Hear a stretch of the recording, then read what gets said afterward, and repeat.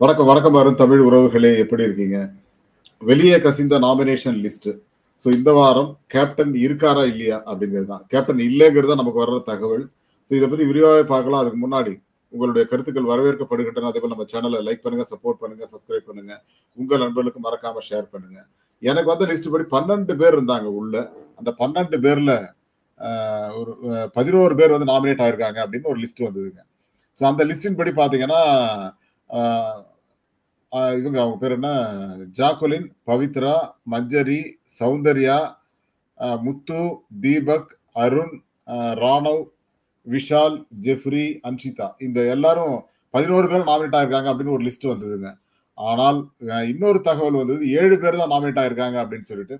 So அதையுமே பார்க்கலாம். இந்த 12 பேர்ல ரயான் வந்து நாமினேஷன் ஃப்ரீ பாஸ் வாங்கினதுனால அது நேற்று வந்து விஜய் சேதுபதி கன்ஃபார்ம் பண்ணிட்டாரு. அதனால அவர் வந்து நாமினேஷன் லிஸ்ட்ல இல்ல அப்படின்னு சொல்லியிருக்காங்க. பட் என்ன பொறுத்த வரைக்கும் விஜய் சேதுபதி அவர்கள் சொன்ன மாதிரி ரயன் வரமாட்டாரு. ஸோ மற்ற எல்லாருமே நாமினேஷன் லிஸ்டுக்குள்ள வந்துருவாங்கங்கிற மாதிரி சில செய்திகள் வருது. ஆனா இப்ப ரீசெண்டா ஒரு தகவல் வந்தது. என்ன அப்படின்னு கேக்குறீங்களா? இந்த லிஸ்ட், அதாவது 7 பேர் கொண்ட லிஸ்ட் வந்திருக்கு. அதுல அன்ஷிதா முதலிடத்துல இருக்காங்க. ஸோ அன்ஷிதாவுக்கு வந்து இந்த முறை ஓட்டிங் இருக்குமா அப்படிங்கிறது தெரியல. ஏன்னா விஷால் நாமினேஷன்ல இருக்காரு, விஷாலும் இருக்காரு, மற்ற சிலரும் இருக்கிறதுனால கொஞ்சம் வீக்கா இருப்பாங்க அப்படின்னு தோணுது. ஜாக்குலின் முதலிடத்துல ஓட்டிங்ல இருப்பாங்க அப்படின்னு தோணுது. ஏன்னா அடுத்தது ஜாக்குலின் தான் நாமினேட் ஆயிருக்காங்க. ஸோ ஜாக்குலின் கண்டிப்பா முதலிடத்துல இருப்பாங்க இந்த முறை அப்படிங்கிற ஒரு விஷயம் இருக்கு. ஜாக்குலினுக்கு ஓட்டு கிடைக்குமா அப்படிங்கிறது ஒரு பக்கம்னாலும் கண்டிப்பா ஓட்டு கிடைக்கும். ஏன்னா சௌந்தர்யா ஓட்டு அவங்களுக்கு தான் போகும். அதனால கடந்த முறை மாதிரி 60 லட்சம் 70 லட்சம் ஓட்டெல்லாம் வீக்கெண்ட்ல வாங்குவாங்க அப்படின்னு தோணுது. அதுக்கப்புறம் ஜெஃப்ரி மேல இருந்த மக்களுக்கான நம்பிக்கை வந்து குறைஞ்சிக்கிட்டே வருது. அதனால அவர் வந்து லாஸ்ட் ஒரு 3 பிளேஸ்ல இருப்பாரு அப்படின்னு எனக்கு தோணுது. என்னோட கெஸ். அது சரியா நடக்குதா அப்படின்னு பார்ப்போம். அதே போல மஞ்சரிக்கு வந்து ஓட்டிங் எப்பவுமே குறைவா தாங்க இருக்கு. ஆனா இந்த முறை முத்து இல்லாததுனால முத்துவோட ஓட்டுகள் மஞ்சரிக்கு போகுமா? ஸோ மஞ்சரி வந்து அந்த ஃபர்ஸ்ட் 3 பிளேஸ்ல இருப்பாங்களா அப்படிங்கிற ஒரு சந்தேகம். மஞ்சரியை பொறுத்தவரை கேம் நல்லா ஆடுறாங்க.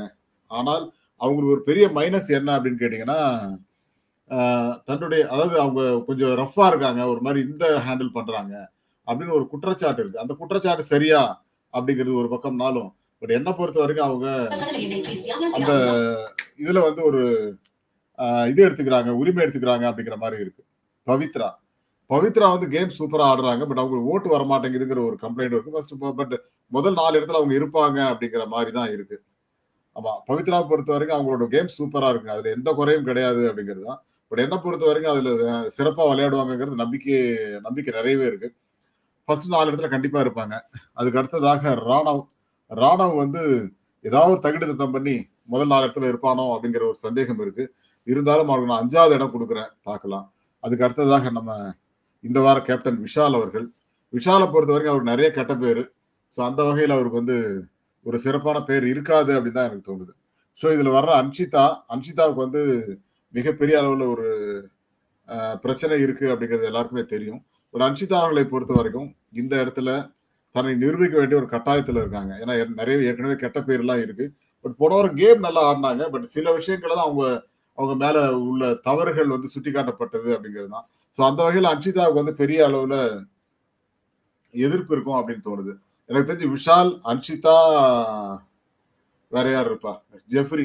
இந்த 3 பேர் கடைசியில இருப்பாங்கன்னு தோணுது. Jacqueline, Manjari, Pavithra and Raanav முதல் 4 இடத்துல இருப்பாங்க அப்படின்னு தோணுது.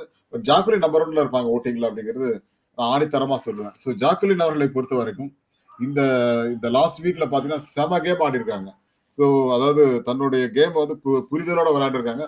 பட் சௌந்தர்யா விளையாடல அப்படிங்கிறது ஒரு பக்கம் கம்ப்ளைண்ட். இவங்க வந்து இறங்கி அடிச்சாங்க. அந்த எல்லோ டீமை வந்து அந்த டீம் வெற்றி பெறும் அளவுக்கு கொண்டு போனாங்க அப்படிங்கறத பார்க்க முடியுது. அது அவங்களோட ஸ்ட்ராட்டஜி அப்படின்னு சொல்லலாம். அதுக்கு ரயனும் நிறைய ஒத்துழைத்தாருங்கிறதுனால என்எஃப்இ ப்ரீ பாஸ் வந்து அவரு கொடுத்தாங்க அப்படிங்கிறது பார்க்க முடிஞ்சதுங்க. பட் என்ன பொறுத்தவரைக்கும் ஒரு சிறப்பான வாரமாக ஜாக்குலினுக்கு அமைந்தது ரொம்ப நாளைக்கு அப்புறம் அப்படிங்கிறது தான். அதே போல ஜெஃப்ரி மேல நிறைய கம்ப்ளைண்ட்டுங்க.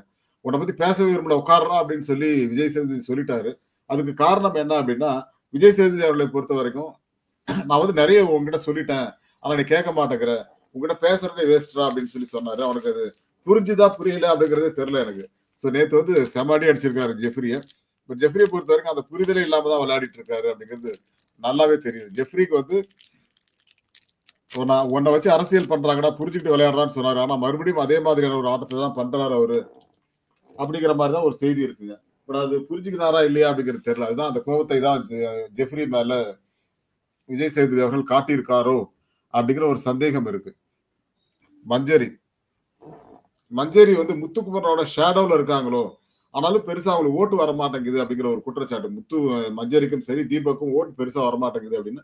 இந்த வாரம் நான் என்னோட சப்போர்ட் வந்து மஞ்சரிக்கும் கண்டிப்பா இருக்குங்க. மஞ்சரிக்கும் இருக்கு, ஜாக்குலினுக்கும் இருக்கும். ஏன்னா ஜாக்குலினுக்கும் நிறைய ஓட்டு வந்துடும். பட் மஞ்சரிக்கு எல்லாரும் ஓட்டு போட வேண்டும் அப்படிங்கிற ஒரு ரெக்வஸ்ட் நான் வச்சுக்கிறேன். ஏன்னா மஞ்சரி வந்து அந்த டாப் 5ல வரணுங்கிற ஒரே விஷயத்துக்காக தான். பட் இந்த வாரம் முத்துக்குமரன் இல்லாதனால முத்துக்குமரனுடைய வாக்குகள் மஞ்சரிக்கு வர்றதுக்கு வாய்ப்பு இருக்குங்கிறதுனால முதல் 4 இடத்துல மஞ்சரி இருப்பாங்க அப்படிங்கிறது எனக்கு தோணுதுங்க. அதே போல பவித்ராவும் டாப் 5க்குள்ள வர வேண்டிய ஒருவர் தான். ஆனா டாப் 5க்கு பெரிய காம்படிஷன் இருக்கு. அதனால பவித்ரா கண்டிப்பா 3வது இடத்துல 4வது இடத்துல இருப்பாங்க ஓட்டிங்ல. ஆனால் வெற்றி அப்படிங்கிற வரும்போது கொஞ்சம் டஃப் ஃபைட் தான். அதனால அவங்க வந்து கண்டிப்பா ஜெயிக்கணுங்கிற இதுல மாற்று கருத்தே கிடையாது. பவித்ரா லாஸ்ட் வீக் கேம் செமையா விளையாண்டாங்க. அன்ஷிதா மேல இருக்கிற அளவுக்கு கம்ப்ளைண்ட் அவங்க மேல இல்ல. ஆனா இன்னும் நிறைய எதிர்பார்க்கிறேன்னு விஜய் சேதுபதி அவர்களே சொல்லியிருக்காரு. நீங்க பார்த்திருப்பீங்கன்னு நினைக்கிறேன். சோ அந்த வகையில் அது வந்து கண்டிப்பா ஒரு மாற்று கருத்து இல்லாமல் தான் இருக்கும்னு நினைக்கிறேன். பார்ப்போம். அதே போல ராணவ் ஒரு சிம்பத்தி ஓட்டை கிரியேட் பண்ணி 2வது இடத்துல இருந்தார் போன வாரம். பட் அதே சிம்பத்தி ஓட்டு அடுத்தடுத்த வாரங்கள்ல அவருக்கு கிரியேட் ஆகுமா? அவர் நல்லா விளையாடுறாருன்னு கேட்டா சுத்தமா விளையாடுறது இல்லைங்க. ஆனா ஏதாவது ஒரு தகிடு தத்தம் பண்ணி ஒரு குழப்பத்தை உருவாக்கி அதுல இருந்து கண்டென்ட் பண்றங்கிற பேர்ல அவன் பண்ணிட்டு இருக்கான் இல்லையா?